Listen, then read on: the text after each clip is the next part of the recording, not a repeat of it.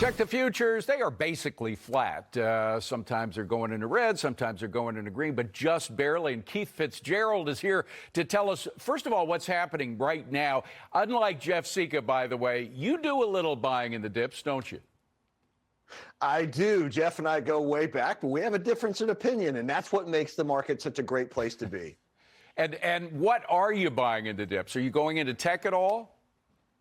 I am going into tech because that stuff has been sold off like it's going out of business. And you know what? If there's a 50% off sale and it's a great company, I'm going running into it because I want to get my hands on it. Okay, let's look at the big picture now. 2023, what are you forecasting happen in the next year? Well, I tell you, I wish I could say honestly, David, that the economic buffoonery was gone and behind us, but I don't think it is. So I think we're going to have a little bit of tough sledding coming into January, but I do expect a much stronger finish to the 2023 arena because I think the Fed's too tight. They might actually have to cut. That's not a very popular narrative right now. And we're not going to see much help from the administration in terms of deregulation, something you're supposed to do when markets are weak, right?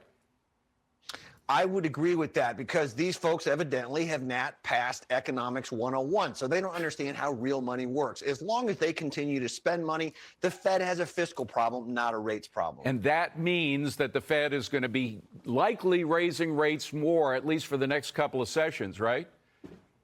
Yeah, they can raise rates until the cows come home, and they're still not going to be able to fix this. I think they're as wrong now about rates and labor as they were about transitory. And again, that's because the government continues to spend. Well, by the way, incentives do matter, and you are going to have a Republican Congress. So at least if they try to raise taxes at all, probably that'll be killed in the House. That's good news for markets going ahead, isn't it? Well, I hope so. But, you know, the real good news is that there are still great quality CEOs out there who are putting numbers on the board. So recession or not, the companies that pay dividends fall less, stabilize first, and recover fastest. Those are the kinds of things, the Chevrons, the Pfizers of the world, that I'm going to continue to buy into if I'm smart enough to do it. And I was just going to say, if our friend Jeff is selling like crazy, are you going to be buying anything that he's selling? Oh, yeah. Optimists make their money from buying from pessimists. So, you know, Jeff, I got your number, baby. Markets are great. There's always, wherever there's a seller, there's a buyer, and we have both of them on this show. Hey, Keith, have a wonderful holiday. Thank you very much for being here. Appreciate you coming in. Hi, it's Keith here. Thanks for checking out today's highlight clip.